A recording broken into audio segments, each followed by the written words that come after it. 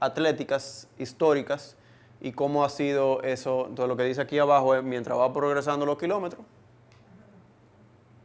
y en diferentes momentos del tiempo. Si uno busca, la tendencia es siempre aceleran, siempre aceleran, siempre aceleran. Y como han ido evolucionando es cada vez se vuelve una estrategia mucho más estable en términos de ritmo a lo largo del tiempo y cuando vamos aprendiendo a conocernos mejor y o a ejecutar mejores carreras. Estos son 5 kilómetros y estos son 10. Se parecen bastante, digo yo, ¿no? Entonces, independientemente de la distancia, y hay mucha correlación entre el 10 y el 5 en términos, el 10 y maratón en términos de rendimiento. O sea, uno de los mejores predictores, casi hasta mejor que el medio maratón. Es más repetible, es más fácil tú probarlo. Entonces, como herramienta es hasta mejor que correr un medio. Un 10, hasta alguien de una velocidad no de muy tope, lo puede completar y recuperarse y seguir entrenando sin mucho riesgo. Aquí caemos en tu tema, que es un tema que casi nunca sale a relucir, que yo inclusive nunca llegué a optimizar, lo llegué a optimizar muy recientemente. Nosotros estuvimos en Lima compitiendo en un 70.3 en Perú y por decisión de vida y por realidad actual no iba a poder entrenar tanto como lo he hecho en el pasado y que yo decidí ponerle atención a esta parte. Sabía que no iba a llegar, entonces como la gente que me copia la referencia de pelota, como un pitcher viejo poniéndole, escupiendo la pelota y manejándome. Entonces es sacar lo mejor que uno tenga en ese momento, con veteranía, ponerle atención a la parte de alimentación, por el lado donde tú andabas definitivamente. Imagínate, ese eres tú, imagínate tú. ¿Cuánto tú rebajaste? Yo no llegué a mi target, pero yo bajé como 7 libras, 8 libras. Yo estaba en 153. Yo ahora mismo estoy en 146. ¿En qué tiempo? No porque uno se vea mejor, sino que Para el maratón. para el maratón. Para el performance. Que más menos libre encima. Es una de las cosas en términos, ¿por qué? Porque es física. Hay un cuerpo, tú estás haciendo un esfuerzo, un trabajo, recorriendo una distancia, menor masa, con la misma fuerza, con el mismo fitness. O sea, por eso digo, categóricamente, alguien dentro de un rango saludable, o sea, no nos ponemos en anemia, no nos ponemos anoréxico, bajamos peso, vamos a tener un mejor rendimiento. Eso es de las pocas cosas que yo puedo asegurar de aquí a allá. ¿Okay? Entonces, yo recomiendo que es algo que es difícil, que crea mucha resistencia, pero usualmente eso quiere decir que la gente que lo logra hacer le funciona.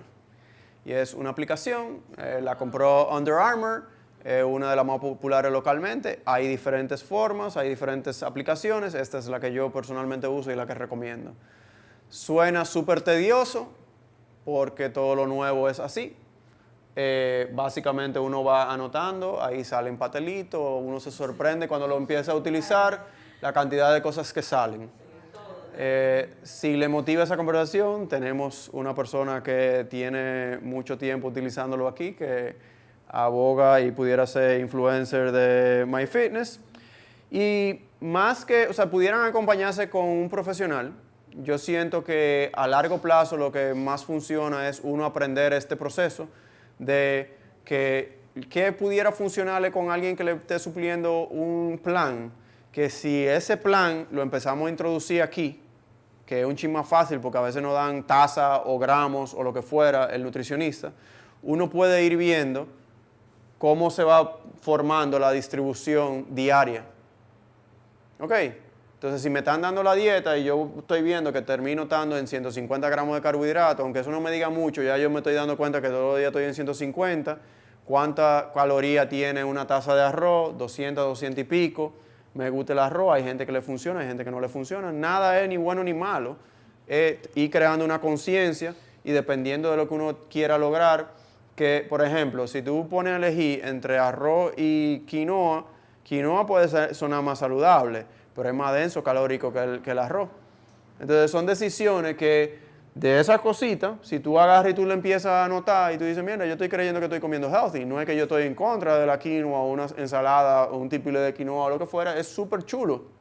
Ahora, en términos puros de calorías, pudiera uno estar tomando malas decisiones a lo largo del día y a menos que ustedes hagan ese ejercicio o alguien lo esté acompañando muy de cerca, hay cosas que te pueden estar disparando y yendo en contra de no comete el gel durante el entrenamiento, porque te está bebiendo, te está comiendo algo que entonces nega, o sea, toda esa ganancia calórica que creaste en el entrenamiento. Entonces, es un ejercicio complejo, no hay que hacerlo siempre. Yo diría, mira, 3 días es más que suficiente. Si lo quieres hacer 7 días o 15 días, por lo menos para empezar y para tener una idea. Si tienes una dieta o un acompañamiento, incluirlo y traquearlo y ver dónde esa persona me está poniendo en términos de carbohidratos, en términos de proteína, en términos de grasa. ¿Cuántos rejuegos yo tengo, por ejemplo? Una de las cosas que muy poca gente hace es el día de los fondos. O sea, probablemente usted puede comerse, apiarse una caja de pizza que quiera. Claro.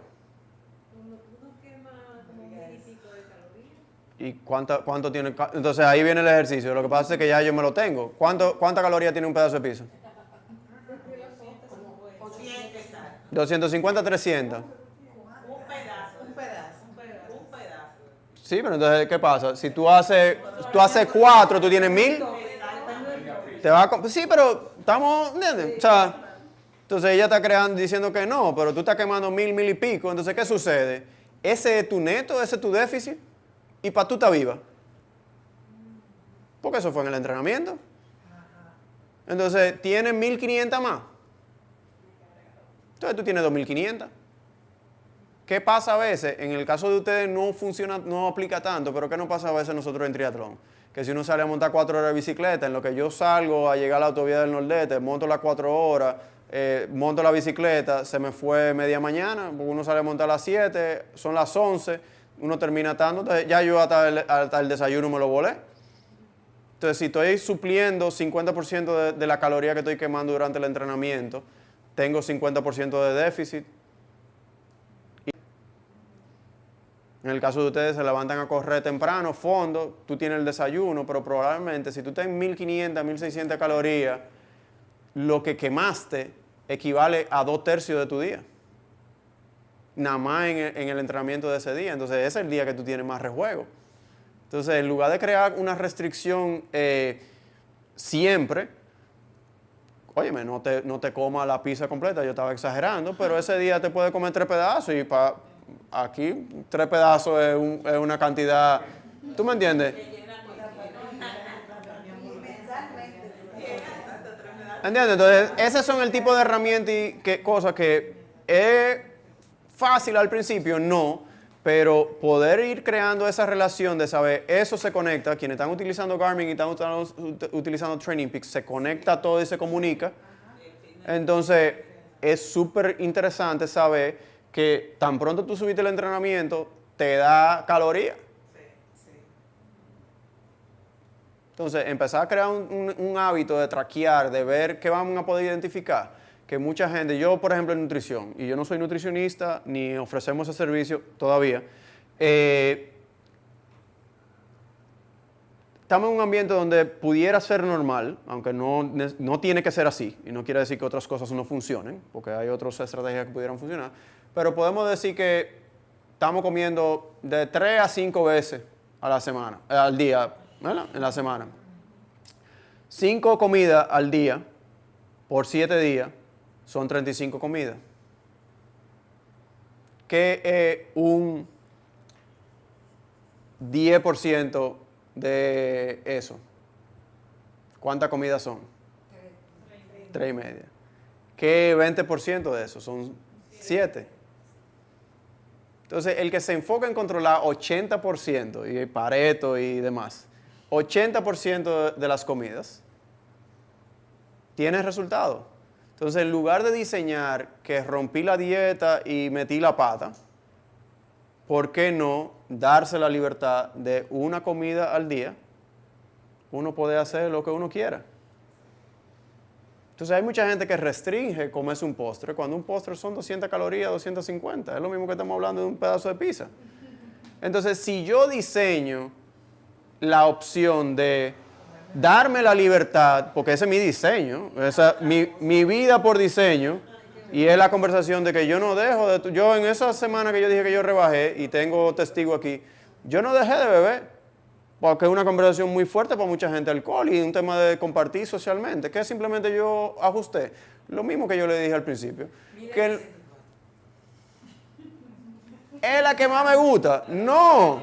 Y es buenísimo. ¿Es la que más me gusta? Realmente no, pero me permite, o sea, el diferencial de satisfacción comparado con la caloría, ganan la caloría. Ganan la caloría. Adelante. Uno para vivir, vamos a suponer, necesita 1500 calorías. Cada uno necesita diferente. En promedio, vamos a suponer que tú consumas, hay días de 2 disciplinas, hay días de una disciplina, que tú consumas, vamos a decir, 800 calorías. Hay veces que uno no hace nada, vamos a decir 800 calorías. Entonces, 1500 menos 800 son 700. Ok. No, mentira. No, tengo una necesidad de 1500 más 800. 2300. Que son 2300. ¿Es mucha comida? Que es muchísima comida. Entonces, ¿cuál es el déficit? ¿Cuántas libras yo rebajo con un déficit? Te respondo. Necesito para rebajar una libra en una semana.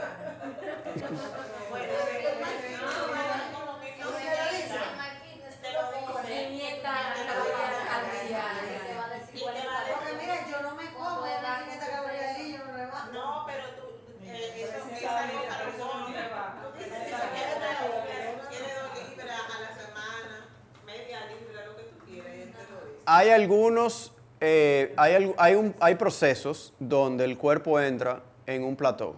O sea, donde hay momentos donde, y es la parte difícil a veces, donde no, uno dura, no, lo que pasa es que, pero que él, por ejemplo, se agarra y lo que dice, mira, tú me estás poniendo a pasar hambre, espérate, déjame ver, no, pero, entonces, dura mucho tiempo peleando eso, hasta que vuelve y baja. Entonces, si en ese momento tú te descuidas y te desentusiasmas,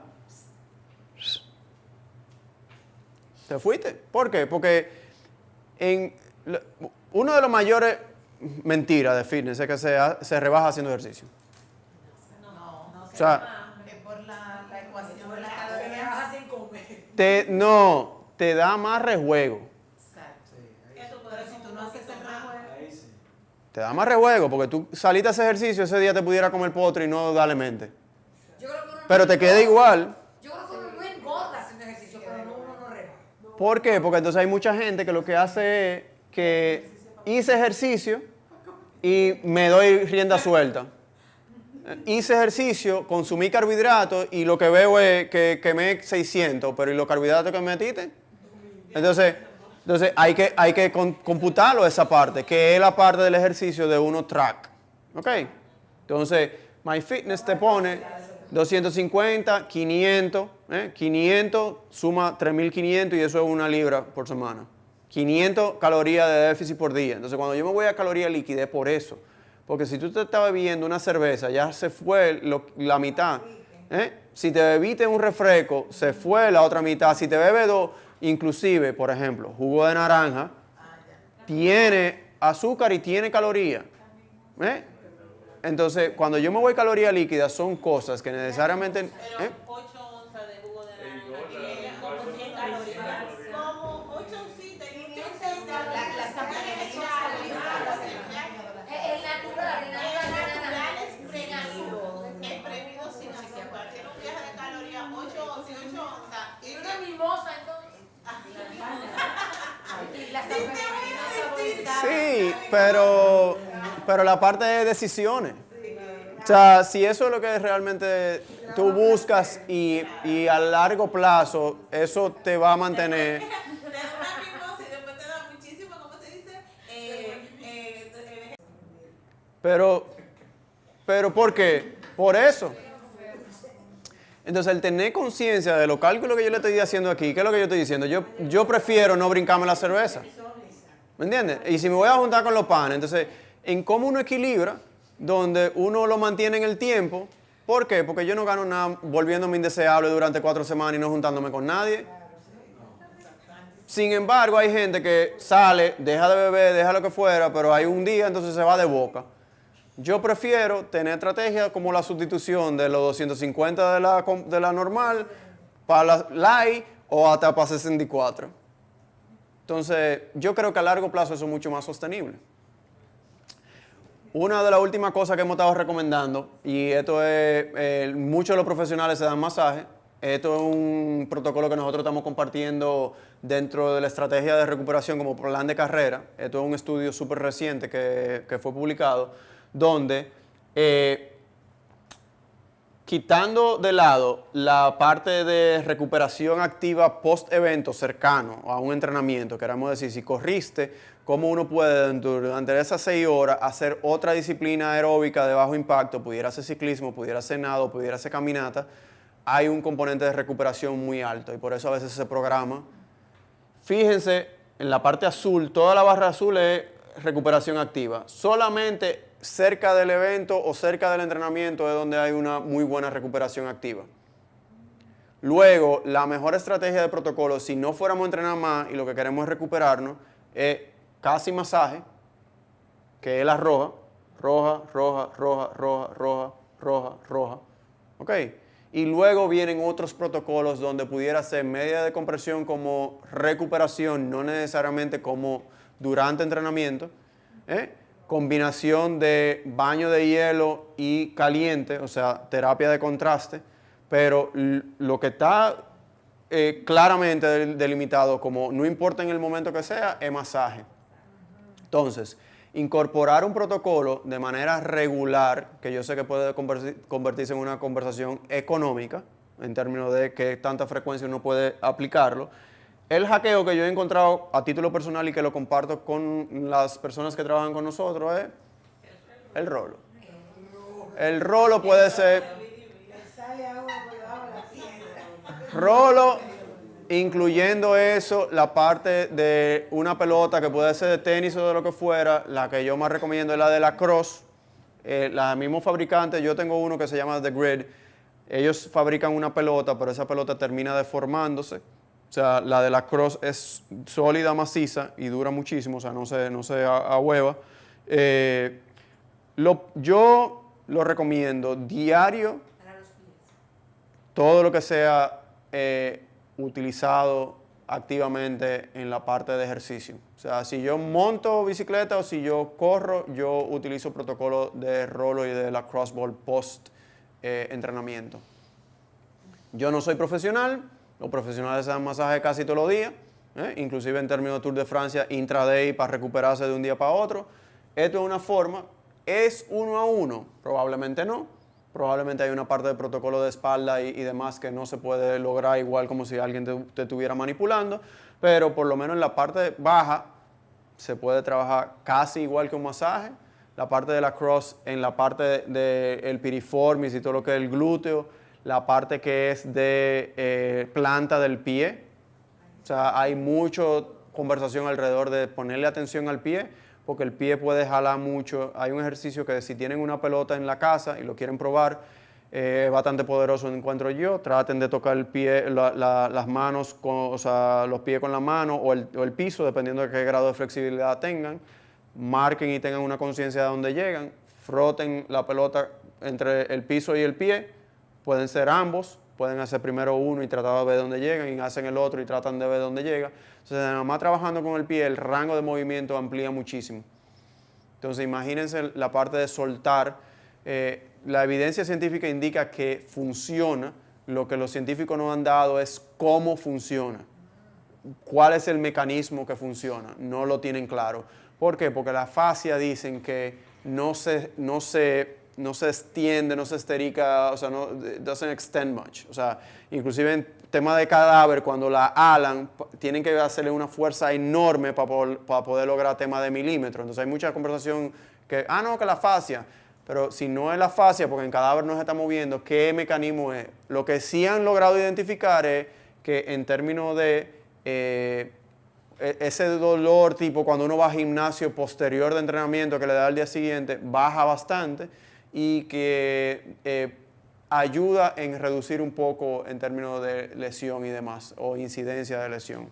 Más por un rango de movimiento que por cualquier otra cosa.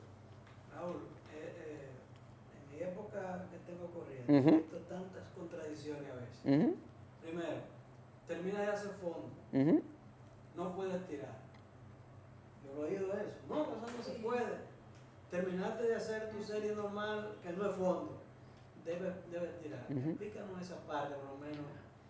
Esa contradicción, cómo tu experiencia que te dice? Yo no tanto la experiencia, la evidencia lo que indica es que para estiramientos deben ser estiramientos extendidos, que duren de 30 segundos a 1 minuto, que es un trabajo que toma mucho tiempo, que como mucha de la pregunta importante en la vida depende. ¿Por qué? Porque hay gente que no estira y no se lesiona, y hay gente que estira y se lesiona. ¿Entiendes? Entonces, cuando hay mucha confusión en uno de estos tópicos es porque quizá la evidencia no es contundente en un sentido o en otro. Entonces, yo particularmente no incluí parte de estiramiento porque no tengo una recomendación contundente que hacerte, que yo te pueda decir blanco y negro, esto es lo que se hace. La misma conversación hay, por ejemplo, con el tema de calambre.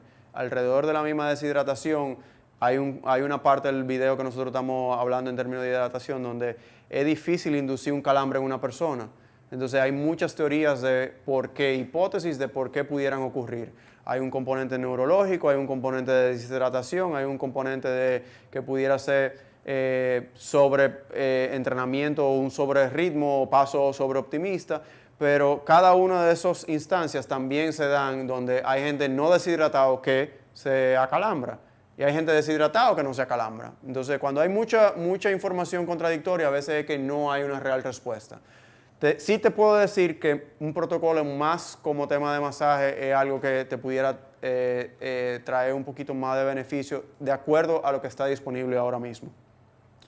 ¿Qué sí no se recomienda? Estirar antes de entrenar. Sí, estiramiento activo, que son esos juegos de pierna, o sea, sean laterales, sean frontales, pudiera ser un calentamiento, una de las cosas que incide más en entrenamientos cortos que pudieran aplicarse para series o para días donde tú tienes real trabajo de velocidad o de tempo, es entrenar bien, o sea, calentar bien. Hay gente que para las pruebas, por ejemplo, no le gusta calentar, sin embargo, hay mucha evidencia que el calentamiento y preparar el cuerpo para eso son de las cosas que yo tiendo a no programar porque la gente lo encuentra tan tedioso y después no lo ejecuta. O sea, por el mismo trajín de vida, llego al parque y lo que salgo es a correr, pero el hacer los carioca, el hacer los leg swings son cosas que preparan el cuerpo y quizás inciden mucho más que lo que pasa después en prevenir lesiones, porque tu cuerpo está preparándose para hacer el trabajo. O sea, hay muchas lesiones que las que yo llamo que son catastróficas, que son un desgarro, que pudieran quizás prevenirse calentando mejor. ¿Por qué? Porque es un músculo que quizás no está preparado para hacer ese trabajo. Bien. Una pregunta, la sentadilla, antes se recomendaba, ¿es cierto que ahora no se recomienda hacer sentadilla por lo de la rodilla? ¿Qué tipo de sentadilla y qué carga? Sin cara. Tu cuerpo. Yo entiendo que no debería haber problema. O sea, yo siento que a veces, ¿cómo lo voy estructurando? A veces yo te recomendaría de pecar haciendo menos que más. O sea, la parte de fortalecimiento no necesariamente te debe traer lesión o complicación. ¿Por qué? Porque si tú no estás poniéndole carga al cuerpo arriba, tú caes con más fuerza sobre tus rodillas y sobre tu cuerpo cuando tú estás corriendo que la sentadilla que tú estás haciendo. ¿Por qué? Porque tú estás brincando y tú estás cayendo probablemente con 2 o 3 veces tu peso corporal, el equivalente. Entonces, yo hablo mucho de la parte de fortalecimiento y como lo comparto de lo siguiente en términos de la progresión de entrenamiento. Lo vemos tan importante y hay evidencia de que sí, es una conversación. Pero cuando uno va a hacer lunges o hace sentadillas, cuando uno inicia, ¿cuántas sentadillas te ponen a hacer? ¿Cuánto es un número que tú sientes que es razonable? 60. Perfecto. Entonces 60, y tú probablemente al día siguiente, después de esa primera serie, ¿cómo te sentiste? Te sentiste cargado, ¿verdad que sí? Sin embargo, si una persona promedio, y simplemente para el cálculo que sea fácil, 90 pasos por minuto, 90 por 6 son 54. Entonces, si tú le agregas a eso, ¿cuánto? 10, que son 60. Entonces, ¿cuántos pasos por minuto por pie tú estás dando en una hora? Entonces, tú haces mucho más sentadilla corriendo una hora, corriendo probablemente 15 minutos. Sin embargo, yo tiendo a no programar menos de 15 minutos. Y cuando lo hago, inclusive con principiantes, lo disfrazo porque pongo walk run, te pongo a que tú camines 5 minutos antes, 5 minutos después. Entonces, con 5 minutos antes, 5 minutos después, ya estamos en 10. Con lo que tú hagas de walk run, te meto en 20 o en 30 fácil. ¿Por qué? Porque el salir a hacer ejercicio por 10 o 15 minutos, la gente no lo hace. No le ve el beneficio. Sin embargo, te ponen a hacer 60 sentadillas y tú sientes que tú estás haciendo un trabajo. Pero no salimos a correr solamente 5 minutos. Entonces, hay que tener buena forma, hay que tener cuidado, pero quién sabe si quien está teniendo problemas de sentadilla le está echando la culpa a la sentadilla y no a otra cosa, a estar manejando un paso demasiado rápido, a estar sobreentrenando. Por ejemplo, si tú me preguntas, yo siento que hay más evidencia de una mejoría en fortalecimiento con carga que con peso corporal. Discúlpame que realmente digo eso. Yo estaba leyendo con carga, por ejemplo, se recomienda que no tengan mucho peso, sino que sean como no sé explicar, como más De resistencia, que hay diferentes, lo que yo siento, y a ver si te hace sentido, ¿cómo podemos trabajar? ¿Qué adaptación podemos conseguir que es diferente a la que tú puedes conseguir corriendo? Porque ya tú estás corriendo y es el mismo tema. O sea, tú quieres cargar más y cuántas sentadillas tú tendrías que hacer o lunges o lo que fuera con muchas repeticiones comparado con lo que ya tú estás haciendo que tú estás corriendo una hora. No sé si me explico. Ahora, si yo te pongo, o sea, por ejemplo, alguien como yo pudiera estar moviendo entre 150 y 200 libras. Entonces, el cargar mi cuerpo con esa cantidad de libras para sentadilla, cuántas repeticiones, y si hacemos el cálculo de decir cuántos son 200 libras, cuántas repeticiones podemos hacer, 3 veces, 10 de 3 repeticiones, cuánto volumen total tú estás moviendo. Y tú estás haciendo un dominio de entrenamiento que es bajo impacto, que es completamente diferenciado de lo que tú estás haciendo en la corrida normal. Y que además, una de las conversaciones que hay alrededor de fortalecimiento, que no se tiene mucho, es cómo ese músculo se distiende bajo carga. Entonces tú estás casi stretching el músculo. Entonces una de las hipótesis que hay en términos de la prevención de lesión alrededor de fortalecimiento es que el músculo se vuelve bastante maleable en lugar de contraerse y recuperarse en un estado tieso, digamos. Como todo, debería haber una progresión, porque si ya tú estás haciendo fondos muy, muy largos, quizás tú no quieres estar moviendo mucho peso o tú sobrecargate, pero todo funciona y nada funciona. Yo creo que más que nada es controlar la intensidad, escuchar el cuerpo, ajustarte a lo que te esté funcionando a ti o a esa persona que tú estás referenciando.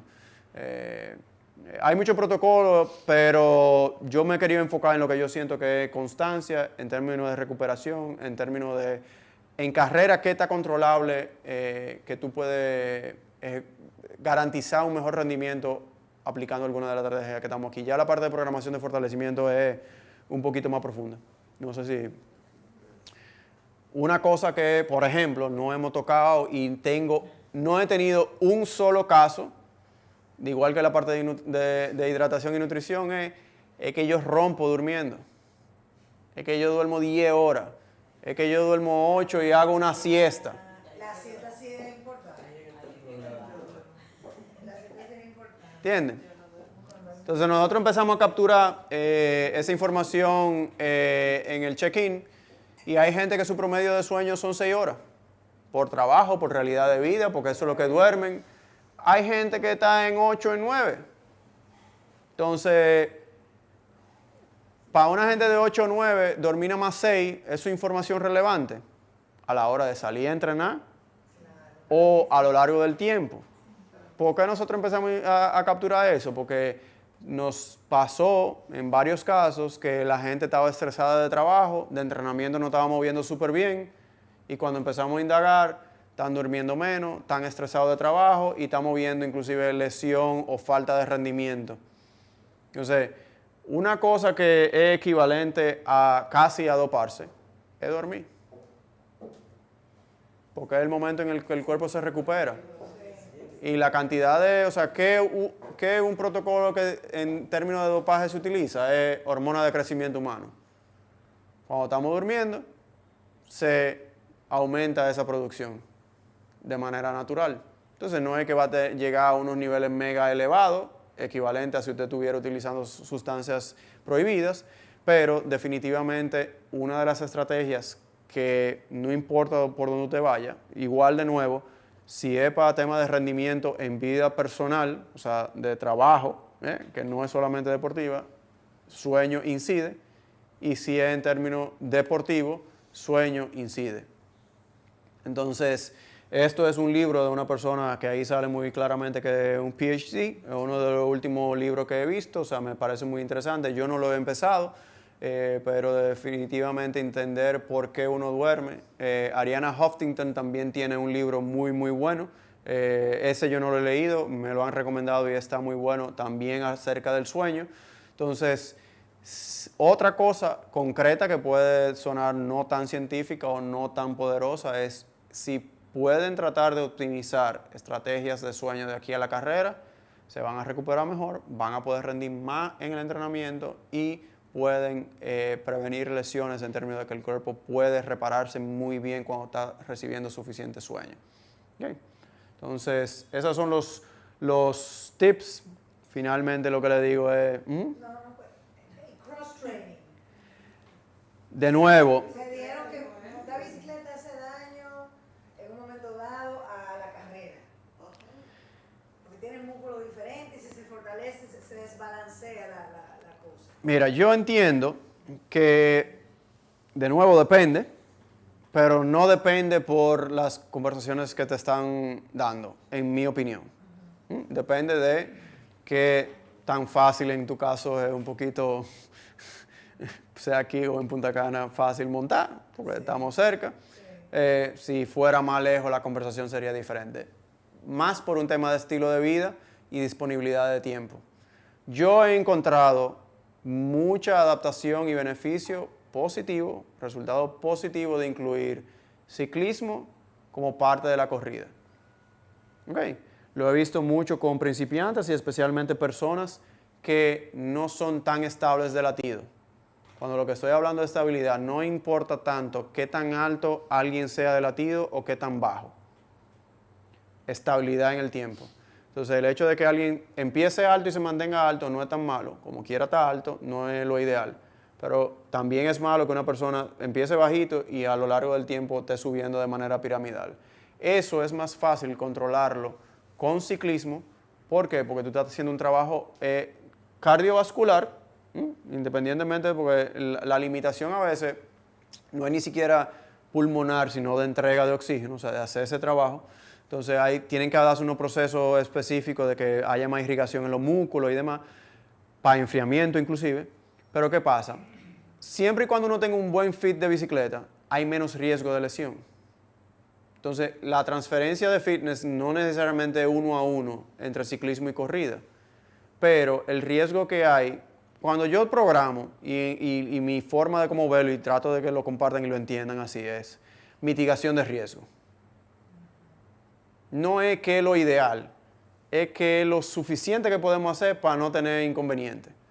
¿Por qué? Porque si nos vamos a la primera parte de la gráfica de fitness histórico del principio, lo complicado es uno no tener todo vacío, porque el fitness baja rápido y sube lento. Entonces, a veces nos enfocamos en tratar de optimizar las semanas en términos de kilómetros y o trabajo, pero nos cogemos una semana off porque estamos teniendo un dolor o una molestia, entonces tenemos que bajar la carga. Entonces yo trato de programar al revés, no es optimizar la carga, sino minimizar la descarga.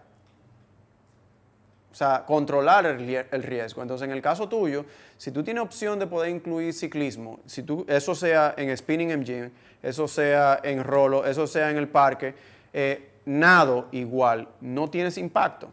¿Entiendes? ¿Es 1 a 1? No, pero es mucho más fácil. Si yo los pongo a ustedes a pensar, piensen en la cantidad de kilómetros máximo que ustedes hayan corrido en una semana en los últimos 2 años. Por si alguien no está en su pico de fitness ahora mismo. Imagínense y transpórtense a cómo se siente, o sea, correr literalmente, por falta de una mejor palabra, de grana. Mucho. Entonces, siéntase en ese pico de fitness de esa semana, o sea, de volúmenes de kilómetros, cómo usted se siente cuando usted llega a su casa el sábado después del fondo. ¿Entiendes? O el domingo. Entonces, yo te voy a decir una conversación. Agreguemos a eso 3 horas de corrida más, que a diferente gente le va a salir a diferente cantidad de kilómetros a la semana. Probablemente ustedes me están mentando la madre en su mente. Legal. Ahora, a alguien que por lo menos tiene como recurso ciclismo, yo te digo, incluye 3 horas de bicicleta más a la semana. Tú no necesariamente me vas a mandar y me vas a sacar de la casa, porque no te desbarata tanto. Entonces, en términos, si nos vamos fisiológicamente, a mí no me importa que la adaptación sea 1 a 1, se transfiera 1 a 1. Cardiovascularmente tú estás haciendo 3 horas más de ejercicio. Y usualmente muchos de nosotros lo que tenemos son limitaciones cardiovasculares. Y mucho del trabajo que uno está haciendo en dominio de maratón es cardio, o sea, es aeróbico. Entonces, definitivamente uno de los principios de programación es especificidad.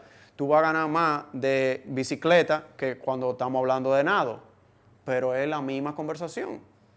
Yo te digo, incluye 2 o 3 horas de nado a eso mismo, tú te vas a estar cansado overall y tú te vas a tener un reto que es de trabajar, vivir tu vida y hacer todo lo que pudiera hacer 3 horas de bicicleta, más 3 horas de nado, más todo lo otro que tú estabas haciendo en ese pico de fitness de corrida.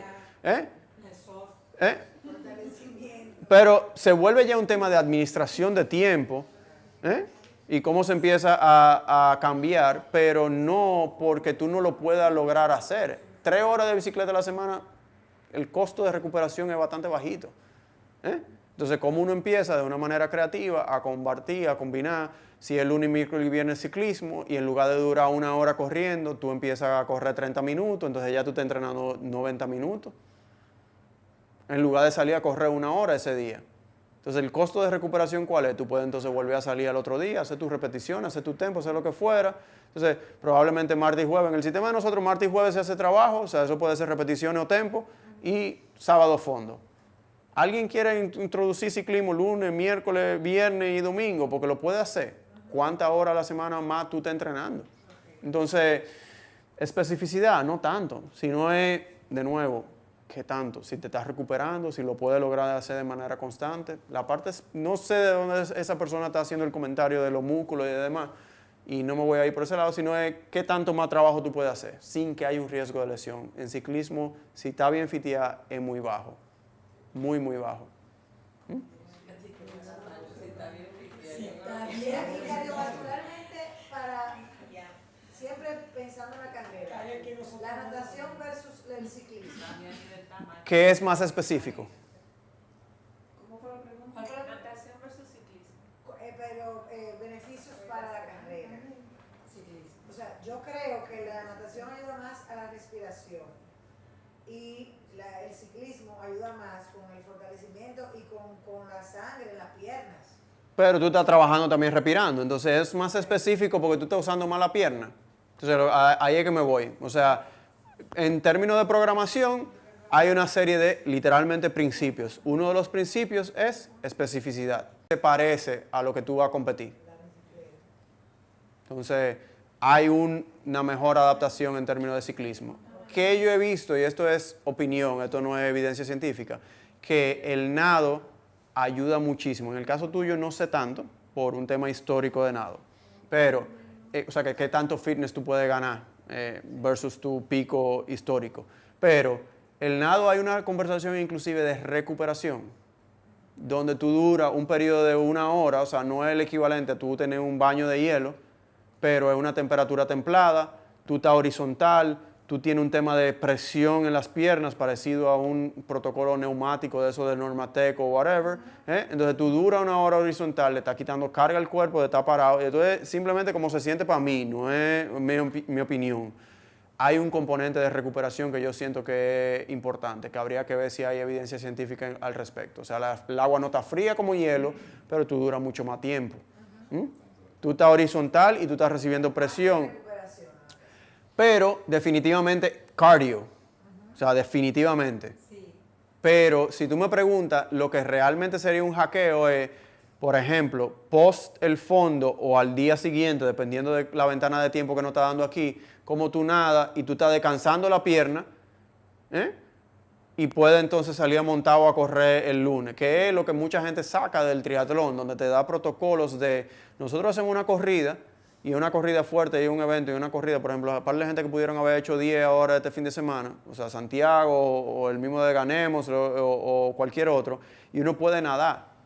Eso es activo, no está trabajando directamente o muy enfocado en términos de pierna, tú no estás cargando el músculo, sino que estás pateando, pero no estás cargándolo con peso, no estás entrando tanto en tema de gravedad y demás, pero tú estás activándote y tú estás cardio trabajando. Hay un componente de la parte de agua, presión y todo lo que te estoy diciendo, bueno, pues entonces te estás recuperando para poder entrenar mejor el martes.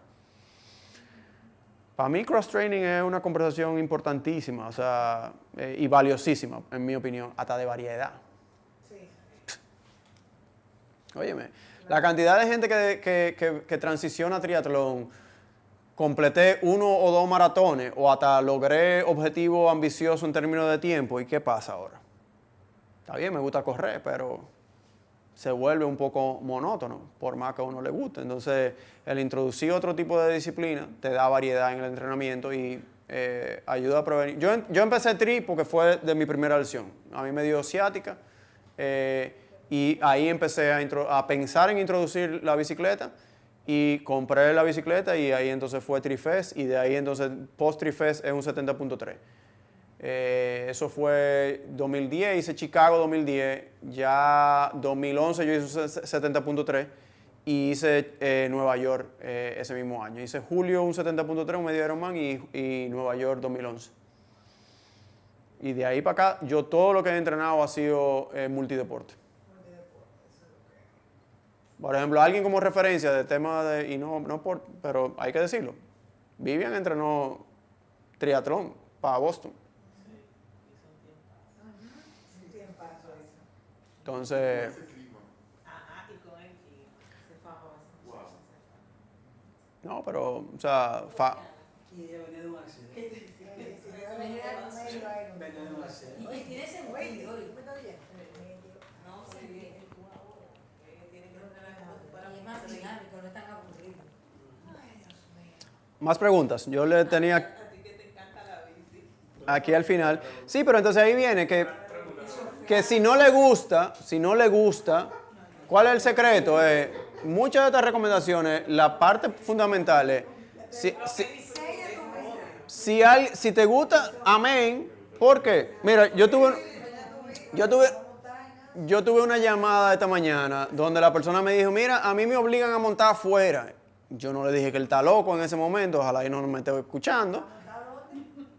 Afuera. En lugar de entrenar adentro en su casa y en su rol y en su cosa. A mí me obligan a entrenar afuera. Porque es lo que le gusta es adentro. ¿Entiendes? Yo lo que le dije, mira, yo no te voy a obligar a entrenar afuera, pero sí te voy a ofrecer información de por qué yo siento que en ciclismo, particularmente, y también en corrida en términos de administración de paso, es conveniente tú entrenar afuera. Mucha de la gente habla de treadmill o no treadmill. No hay tanta diferencia con treadmill, salvo que tú tienes que activamente estar administrando el ritmo y que tú activamente, inclusive en el parque que es relativamente plano, tú tienes elevaciones. Entonces, si tú te acostumbras simplemente a andar de bocado y no ajustar el ritmo dependiendo de lo que tú estás viendo en el terreno, se te va a hacer más difícil. Entonces, lo difícil es simplemente por el cambio fisiológico que existe o porque tú tienes que estar más activamente administrando ritmo. Si tú me preguntas más, es más la primera. Hay evidencia de que es diferente. Tú lo pones en 1% y es casi lo mismo. Es un tema entonces en términos de ritmo y strike. Hay temas técnicos que pudiera ser, pero no es tan diferente como la gente habla. Entonces, óyeme, lo que a cada quien le guste. O sea, de todo lo que estamos compartiendo aquí, por eso no me voy tan específico de cross-training y no me quería ir por ese lado, porque depende mucho. O sea, hay gente que odia nadar. Coño, Raúl dijo que es buenísimo nadar. Si a ti no te gusta y tú no vas a llegar a la piscina, olvídate de eso. Sí, pero hace bien aplicado a ti.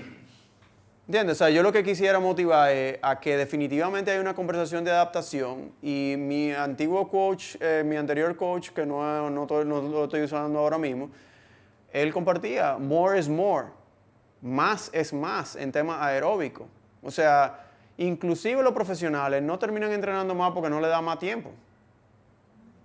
Pero si tú buscas tradicionalmente, y me voy un chin de dominio de triatlón, no importa si están entrenando sprint, o sea, distancia corta, o Ironman, el más largo de lo largo, casi toditos están entrenando el mismo volumen. Simplemente porque no le da más el tiempo. La composición de los entrenamientos es diferente. A los que están entrenando sprint, que es más corto, es más velocidad, pero están incorporando un alto volumen aeróbico, inclusive a un nivel de élite. Entonces, ¿por qué limitarlo? Si tienes la opción y te gusta, inclúyelo. La última parte... Una preguntita detrás del plan de carrera. Tú tienes un plan de carrera, digamos, para correr a 5 días. ¿Cómo debe ser el entrenamiento? Me refiero, ¿cuál debe ser la relación para entrenar? Lo que pasa es que yo me voy al revés. Yo no hablo de tiempo. Y a mucha gente eso le choca muchísimo. Tú y yo nos sentamos, pongamos que te voy a hacer una primera reunión, nos imaginamos que no hay más nadie. Tú vas a llegar y tú me vas a hacer esa misma pregunta. Yo te digo, mira, está bien, déjame ver. ¿Cuánto tú has hecho en la carrera anteriores? ¿Cuál es un día que tú has hecho rápido recientemente? Y vemos qué tan descabellado o no es ese objetivo. Y dentro de la conversación, yo trato de que nosotros los dos lleguemos a estar en una misma página. Que yo te entiendo qué es lo que tú estás queriendo lograr, lo vamos a engavetar. Y ese 5 días que tú estás queriendo llevar, lo vamos a ver 1 o 2 semanas antes de la carrera. ¿Por qué? Tú me preguntas. Porque el entrenar para un tiempo en específico te pudiera llevar a no mitigar riesgos de manera apropiada. A sobreentrenar, a querer entrenar un ritmo más rápido. Entonces, el probar, o sea, hacer un test, sea un 10, sea un 21, sea un 5, el dominio que tú quieras. Hay gente que odia los tests, entonces nada más no vamos con la carrera que participe. En esa carrera de cuasi máxima, bueno, tratamos de buscar una equivalencia. Y entrenar con tu fitness actual versus irte a buscar un tiempo, creo que, primero por literatura y por lo que yo he visto en mi experiencia, rinde mejor y uno logra adaptarse mucho más. ¿Por qué no tener una conversación activa alrededor de tiempo? Porque he tenido los dos casos, donde no nos hemos adaptado lo suficiente y a veces inclusive son los menos, pero nos hemos adaptado tanto que el 5 días después es una conversación lenta. Y si nos montamos y entendíamos que eso era una conversación rápida, yo he tenido que programar gente que estaban para hacer 3:30 para 4 por tema de que no se sentían confiados de esa mejoría tan trascendental que se había logrado. ¿Entienden? Miedo. Uy, pero espérate, mi última carrera me reventé y terminé en 4 horas 15. Yo estaba contento con ir a 4. Y tú me estás diciendo 3:30. Entonces ese brinco es bien grande. No son los casos más frecuentes, pero yo prefiero engavetar esa conversación. Además, lo que mi experiencia me ha dictado, y es, por ejemplo, el caso de Vivian. ¿Qué pasa en esas condiciones de esa carrera? Cualquier cosa que pasara ese día, que fuera a completar el evento, ¿era un logro? Si la única conversación y el único enfoque camino a esa carrera es tiempo, y llega la semana de esa carrera y están las condiciones de ese día, ¿qué pasa? el entrenamiento entero es un fracaso porque la única medida es tiempo. Y óyeme, que ella es competitiva y es más, yo ahora salió así, no lo estructuré así. Mañana nosotros vamos a conversar, nosotros hacemos una conversación por Instagram y luego subimos. Mañana en la tarde ella va a compartir su experiencia. Jorge está de viaje y le extendí una invitación. Ella estaba enfocada en un tiempo, lo teníamos ahí engavetado. Cuando ella quería hacer menos de 3:30, hicimos 3:32. Entonces, ¿cuál es la moraleja? Las condiciones del día de la carrera son demasiado variadas. La ruta es demasiado variada. Entonces, si nos vamos con que la única forma de medir un progreso es el tiempo resultante en unas condiciones de un día, de una ruta que no conocemos. O sea, estamos diseñando para fracasar. Entonces, si no hubiéramos ido con el único medidor de tiempo, 3:30, entonces ¿qué pasa? Que uno hace suficiente carrera o acompaña suficiente gente y se da cuenta que a veces la carrera rápida salen fácil. En ese bloque no te enfermaste, no tuviste compromiso personal, entrenaste a tope, no tuviste ni un dolor. Dormiste. El día de la carrera te sentiste Superman y hasta ni lo pensaste, o sea, no la sentiste esa carrera. Y llegaste, ¿no? A ver, mejor tiempo, sí, nítido, bien. Ahora, ¿cuáles son las carreras que la gente realmente recuerda? La que terminar lo pensaste 4 veces, si te salía, pero terminaste. En esa uno no pregunta cuál es el tiempo. Y son las que la gente más aprende y son las que la gente más recuerda. Entonces, yo te motivaría a qué es una estrategia un poquito más que no te queda tan claro, que no sea tiempo. De aquí a la carrera, de manera razonable, sin riesgo de lesión, o sea, que no sea demasiado, no te pierdas un día de entrenamiento. O no te pierdas un día de actividad física. Eso es más difícil y conduce a un mejor rendimiento y una mejor adaptación. ¿Entiendes?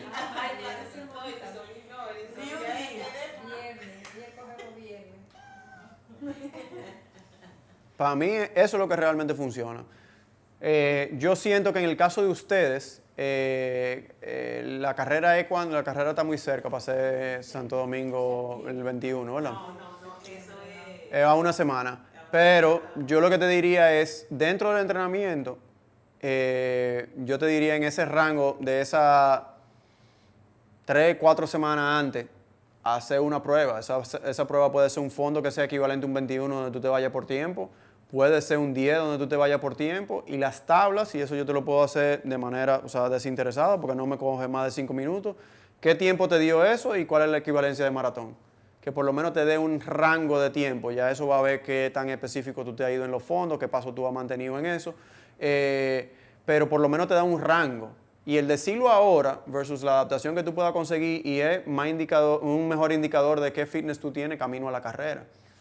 O sea, nosotros tenemos un proceso, y eso lo comparto no por venta, sino nosotros lo que nos enfocamos es en 2 fondos importantes que nosotros programamos, que son de diferentes duraciones dependiendo de la velocidad del atleta. Cómo tú te vas en ese paso de maratón. Entonces, cerca de la carrera, ¿tú quieres probar si 5 o 10 es un paso? Bueno, pues salte a hacer por lo menos 21 kilómetros ese ritmo dentro de una corrida que sea más larga. ¿Cómo tú terminas? Ya ahí entraríamos en detalles técnicos que desconozco desde fuera, qué niveles de zona, a qué niveles de latido tú empezaste a hacer ese tramo de entrenamiento y a qué niveles tú terminaste. Entonces, qué tanto tú subes o bajas, cómo tú promedias esa parte, y de ahí si te hace sentido o no. Entonces, si ese fondo se parece al chequeo de 10 o al chequeo de 21, bueno, pues entonces 5-10 es sensato o no. Acuérdate de nuevo la conversación, eso puede ser 5, puede ser 5-20, puede ser 5-30, puede ser 5-15. Entonces, yo no abogo por entrenar para buscar un tiempo, sino entrenamos, vemos cómo nos adaptamos y qué nos dice el entrenamiento del tiempo que deberíamos ir a ejecutar. Nosotros nos equivocamos 5%, nosotros programamos los planes de carrera con todo y que no crean resistencia y En promedio, hay gente que va por debajo, hay gente que es catastrófico. No he controlado todavía quitando lo catastrófico que no siguen el plan, porque esos son los que salen de bocado y después me dañan mi promedio. Pero 5% terminan ejecutando 5% más lento de lo que nosotros programamos. 5%. Entonces, inclusive ejecutando eso, por eso es que yo regalo esa parte, o sea, es los números. La mayoría de la gente debería irse 10 a 15 minutos más lento de lo que tiene su expectativa de tiempo. Lo que pasa es que en la carrera hay como una emoción, una cosa. Y tú te Eso es lo que tú tienes que controlar. Eso es la temperatura, la cosa. Entonces eso te pasa. ¿Tú sabes qué me pasó a mí? Para que tú veas que yo lo que estoy compartiendo es lo que a mí me pasó. Yo me reventé en la primera. Quizás tú no te has reventado. Eso a mí me pasa. No, mira, mi experiencia, yo hice, Pero yo me fui para Chicago 2010. La temperatura estaba como aquí. Cuando eso yo era mucho menos estable de lo que yo soy ahora de latido. Si yo hubiera tenido un acompañamiento más de cerca, yo tenía un programa internacional que era individualizado. Cuando eso yo no podía pagar un coaching one-on-one de los gringos. Y era, ok, este es tu bloque, sin cambios, sin modificaciones. Tenían un foro donde yo podía someter a cambios. Entonces, el plan de carrera no estaba incluido. Entonces, cuando cambia la temperatura en Chicago, ¿qué era el indicador de carrera? Yo podía estar para menos de 4 y yo iba muy bien hasta el kilómetro. Entonces, yo estaba ahí. Ahora, ¿qué me pasó? A mí me pasó de la primera. Entonces, si yo terminé de 4.19. Yo hubiera salido para 4.15 y yo 4.10, 4.5, quién sabe, en unas condiciones. Entonces, ¿qué pasa? Que cuando Vivian viene y ejecuta un plan, es porque ella está haciendo lo que yo no tuve un acompañamiento para. Es tan sencillo como eso. No es de la NASA, o sea, es para mí súper básico. Yo te digo, nosotros programamos conservador y nosotros tenemos un acompañamiento y vemos muchos números y lo que fuera. Y programamos. Y lo que se termina ejecutando es 5% más lento. Entonces, cuando tú estés volviéndote loco en la carrera, que te crees élite, acuérdate de este momento. Porque a veces, es verdad, porque a veces las cosas no son más sencillas.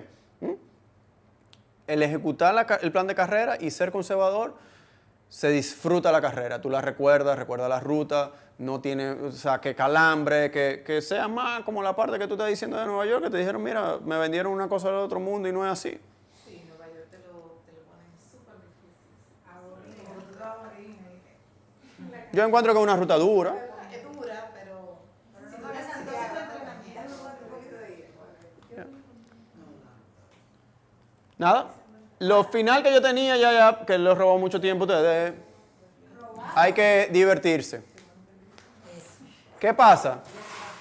Y yo no me dio suficiente tiempo para robarme una foto de mi amiga Carla en la carrera de Ganémosle, que andaban ella y Sabrina disfrazadas, no sé si la han visto en redes, pero para alguna gente está dando brinco, para otra gente es enfocarse más en tener un buen ritmo de carrera, en tener un buen plan de paso, en ejecutar la nutrición, y eso viene un tema de estar consciente de su realidad, qué es lo que a uno le gusta y cómo uno funciona. A mí a veces me preguntan, no, hay un amigo que me dice, mire, ¿por qué es que tú sales a entrenar tan estructurado? A mí me gusta, y bueno, eso es lo que a mí me funciona. Si yo saliera para salir a pasear y a hablar contigo, está bien, yo lo hago, pero mejor vamos a beber una cerveza, ¿entiendes? Y si yo hago un entrenamiento estructurado y le estoy dando en la bicicleta, gano más calorías, o sea que me puedo juntar contigo a beberme un par de cerveza más todavía. Y además me conozco lo suficiente que soy CDO, porque yo digo que no es OCD, es estructurado, y él ve semana tras semana que yo puedo hacer mejor ritmo, que puedo aguantar más. Eso es lo que a mí me motiva. A él lo motiva otra cosa. Entonces, cada quien conocer qué le funciona. Hay gente que corre solo, hay gente que corre acompañado, que vamos hablando, que no vamos hablando. Esa parte es fundamental. Y la aplicar esa individualidad, más los otros tips que le hemos podido dar hoy, creo que pudieran tener una muy buena carrera, una muy buena ruta. La ciudad es súper chula. Hay mucho alemán, uno tiene que aprender un par de palabritas para poderse defender. Y Google Translate funciona muy bien para quienes se van con internet y demás. Y nada, es una super carrera, estamos aquí a las órdenes. Si se le ocurre cualquier otra pregunta, me pueden escribir. Si no nos siguen, nos pueden seguir en redes y tenemos la página ahí hay mucha información también. Le voy a compartir vía Diana la parte del video de maratón. Traten de dárselo, es súper sencillo, creo. O sea, lo llevamos bien acompañado. Hay un PDF que acompaña eso y este PDF también se lo puedo compartir. Yo siento que hay algunos de los PDF que hay que estar aquí para poderlo entender, porque yo me apoyo mucho con gráfica, pero de lo que les sirve y están tomando fotos, todo eso va a estar ahí, se los mando por el mismo WhatsApp. ¿Alguna otra pregunta? Gracias por su tiempo. En pocas ocasiones yo he visto más de 3 dominicanos callados por tanto tiempo. Eso es lo interesante que fue todo. Muchísimas gracias. Cualquier otra pregunta real que sea... Me siento muy edificada con relación al proceso completo, porque hay mucha confusión. Muy fluido. Si tienen preguntas específicas y que sea igual como cuando tú me escribiste, yo lo digo, hay mucha gente, yo digo, en eso yo no soy dominicano. Lo que yo estoy diciendo es porque de verdad me pueden escribir. El email creo que es la mejor forma, es info@laesquinadelsofá. Cualquier pregunta que tengan y cualquier tema tan técnico como lo tuyo con 5 días y demás. No me fui muy técnico, creo, me fui muy high level. Si quieren acompañamiento y preguntas más específicas sobre los casos de ustedes, me pueden escribir sin costo y sin pena. ¿Está bien? Miren, señores, por favor, pasen a comer algo. Bueno, Está ahí mira, para ustedes. antes que no nos emborrachemos, como iba a decirle a Diana, porque Esos son 2.500 calorías por hachazo. Es un problema de frecuencia. La frecuencia como que no me han bajado tanto. Así. Te preguntaría, cuando tú dices problema, comparándote con, ¿quién es tu amiga que es bajita de latido? Oye, ¿Todas? María la única que va con Las mías son altas, yo corro por sensación. ¿Tú sabes cuánto yo promedio? Te voy a decir, cuánto yo promedio, a ver si eso te va ayudando. ¿Tú sabes cuánto yo promedio en 5K? En una carrera de 5K. 190.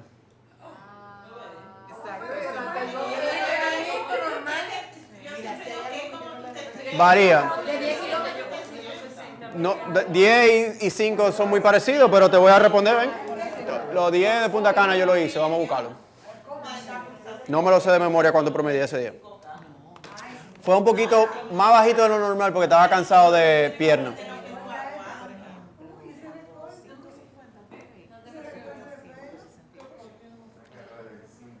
Cookie, préstame mi...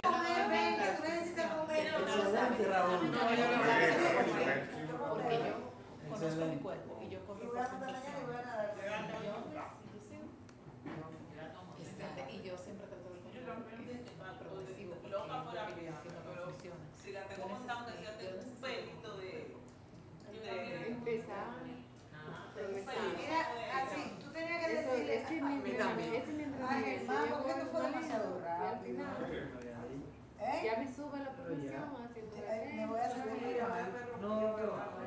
Mira, pero al final es lo No, yo sé que él, tú sabes, pero tú sabes, el man está hecho buena gente. No, excelente. La individualidad es Mira, Raúl, ¿te puedo servir algo? Sí, sí. Ay, Yo me tomo una cervecita, yo me tomo. ¿Tú te tomas? Mira el 64. La que sea, yo no estoy, no estoy entrenando. Ay, Estela. Ay. ¿Una Estela también? Ay, muy fácil. Esa es perdición. andé mucho, comí mucho. Yo estaba como agotada. Ya está como quitado.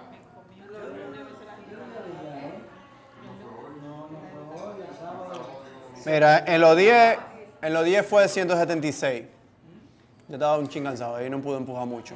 Pero cuando te dice la frecuencia media, ¿esa es la que tú debes elegir Ciento- o siempre...? Es una conversación un poquito más fluida que esa. Si tienes una carrera de 5 o de 10, que tú tengas tu frecuencia promedio, lo que yo te pudiera hacer es o mandarte una herramienta que, o sea, te puede calcular o te la calculo.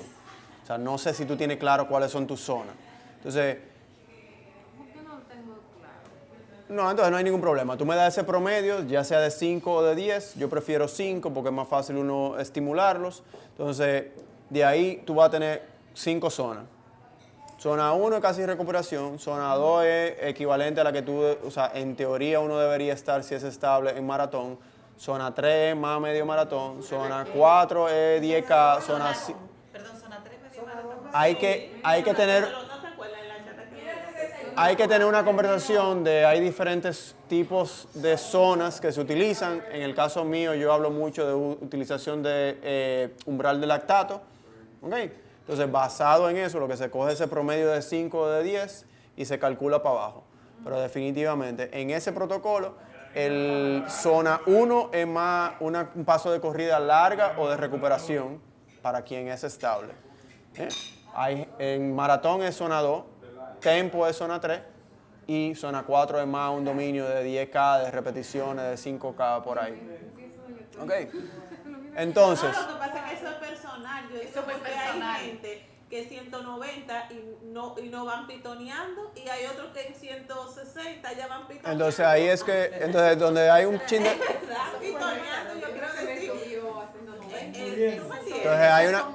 Entonces, yo creo que es algo personal que tú tienes que como que aprender a saber. Por ejemplo, yo en 170 ya voy, que yo no lo puedo durar, y que una hora en 170 llego más muerta que viva, pero María va en 170 todo el tiempo y va al lado mío y tú no la oyes ni respirando agitada. Eso es personal. No, yo me canso en 170 también, pero yo puedo correr un ratito. Entonces, lo primero que habría que ver es, yo te diría al revés, tú tienes una carrera que sea de 5 o de 10. Recientemente para hacer. 6 meses, 9, la que...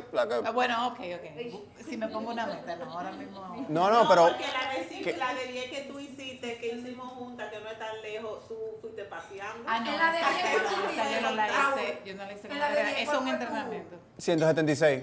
176. Entonces, ¿qué tenemos que ver? Tenemos que ver cómo está seteado aquí. Cuando me refiero a eso, es que yo no sé si ese es el promedio que yo te estoy hablando. ¿Ok? O sea, yo no sé de dónde viene ese número. Entonces, ese número debería ser, el threshold, debería ser el equivalente al promedio de latido más alto que tú tengas registrado entre 20 y 30 minutos. El training sin calcula eso. Entonces, Si tú lo puedes entrar a buscar. Él tiene una gráfica que es de peak heart rate and run y tú entras al dominio de 20 y 30. Entonces, tú ves más o menos. Si eso se parece al 148, esa zona también. Entonces, si no también, esto no me está diciendo mucho. Entonces, no te quiero comentar porque lo que siento es que al ojo por ciento pudiera entender que quizá no tan bien seteada porque tú tienes una hora en el equivalente de 5C.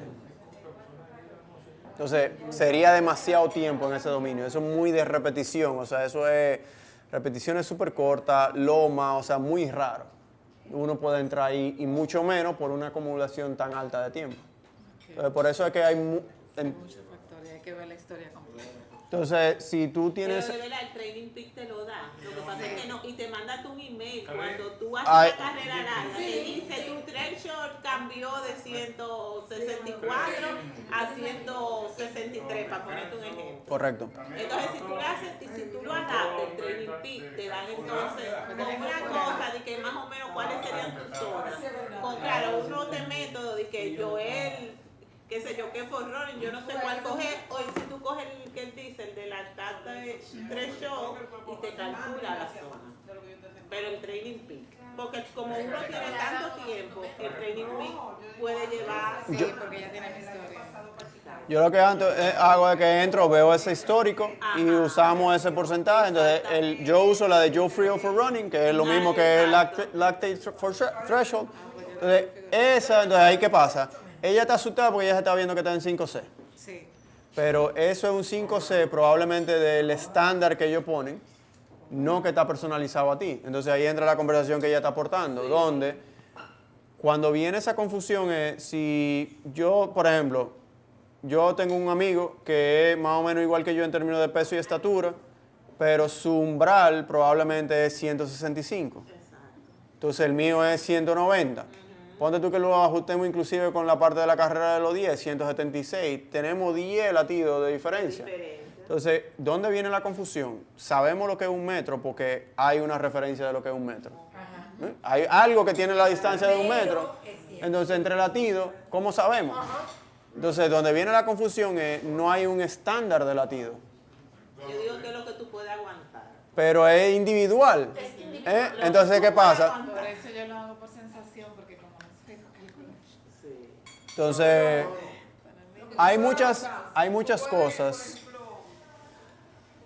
Porque hay gente que dice, pero yo puedo aguantar, pero también no sale de su zona de confort. Dice, no, yo puedo aguantar, o sea, tú crees que tú no puedes. No, no, no. aguantar, No pero es que tú no puedes puedes. porque tú tienes muchas carreras que tú te das. Y ahí esos son tus parámetros.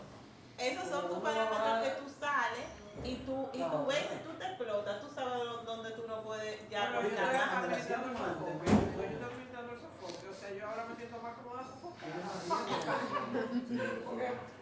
Hay cosas que no suenan científicas, pero sí lo son. Quiero decir que antes yo me asustaba cuando... Uno escucha mucho la parte de paso conversacional. Si puedes sostener una conversación. Entonces, eso es súper mega científico.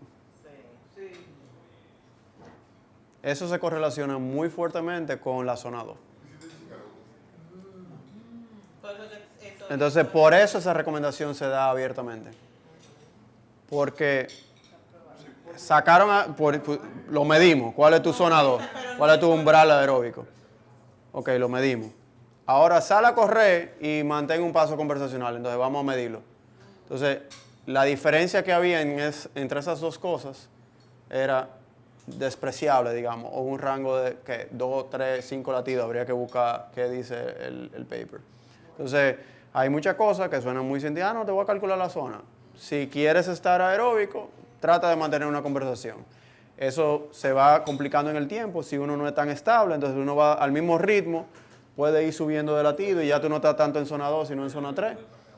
Y aprender a conocerse yo creo que es esencial. El reloj y los latidos. Es importante, es tú saber conocerte tú. Hasta dónde tú puedes llegar. No, pero no solamente Yo veo las conversaciones cuando Y termino. más que en un barato no están funcionando los relojes ni nada. ni Uno nada, debe eso es lo que yo te estoy diciendo. O sea, hay que conocerse, uno se tiene que conocer. Yo esa Y parte. ya no se conoce con la práctica. Ahí María tiene un punto, o sea, tú cada vez va dando un chin y va bien. Cuando no